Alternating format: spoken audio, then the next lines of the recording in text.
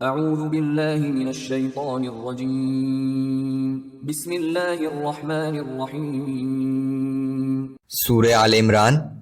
آیات نمبر 72 تا 76 میں اہل کتاب کی مسلمانوں کے خلاف سازشوں کا ذکر اور ان کے کردار کا ایک تاریک پہلو کہ وہ غیر یہود کے ساتھ خیانت اور دھوکے بازی کو اپنے دین کی روح سے جائز سمجھتے ہیں، اور اہل کتاب میں سے ایک گروہ کہتا ہے کہ تم اس کتاب یعنی قرآن پر جو اس نبی صلی اللہ علیہ وآلہ وسلم کے ماننے والوں پر نازل کی گئی ہے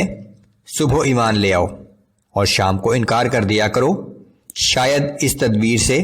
مسلمان اپنے دین سے پھر جائیں۔ اور یہ آپس میں کہتے ہیں کہ اپنے دین والے کے سوا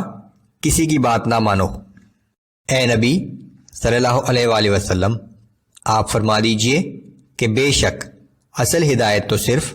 اللہ کی ہدایت ہی ہے، اور یہ اہل کتاب اپنے لوگوں سے کہتے ہیں کہ تم ہرگز یہ یقین نہ کرنا کہ جیسی کتاب تمہیں دی گئی ہے ویسی کسی اور کو بھی مل سکتی ہے، یا یہ کہ کوئی تمہارے رب کے پاس تمہارے خلاف حجت لا سکے گا۔ اے نبی صلی اللہ علیہ وآلہ وسلم، آپ فرما دیجئے کہ بے شک فضل تو اللہ ہی کے ہاتھ میں ہے، جسے چاہتا ہے عطا فرماتا ہے، اور اللہ بڑا وسعت والا اور بڑے علم والا ہے۔ وہ جسے چاہتا ہے اپنی رحمت کے لیے خاص فرما لیتا ہے، اور اللہ بڑے فضل کا مالک ہے۔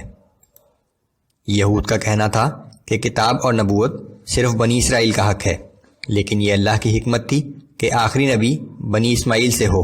جو بہرحال ابراہیم علیہ السلام ہی کی اولاد ہیں۔ اسی حسد کی وجہ سے یہ لوگ ایمان لانے پر تیار نہ تھے۔ اور اہل کتاب میں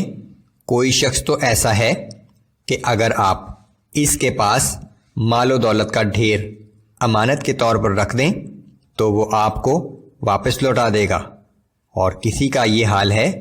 کہ اگر اس کے پاس 1 دینار بھی امانت کے طور سے رکھ دیں تو آپ کو وہ بھی نہیں لوٹائے گا، سوائے اس کے کہ آپ اس کے سر پر کھڑے ہو جائیں۔ ان کی اس خیانت کا سبب یہ ہے کہ وہ کہتے ہیں کہ امیوں سے خیانت کے معاملے میں ہم پر کوئی مواخذہ نہیں ہوگا، اور جان بوجھ کر یہ جھوٹ اللہ کی طرف منسوب کرتے ہیں، حالانکہ انہیں معلوم ہے کہ مواخذہ ہوگا۔ ہاں، جو شخص اپنا وعدہ پورا کرے گا اور اللہ سے ڈرتا رہے اس پر کوئی مواخذہ نہیں، کیونکہ بے شک اللہ تعالیٰ پرہیزگاروں سے محبت فرماتا ہے۔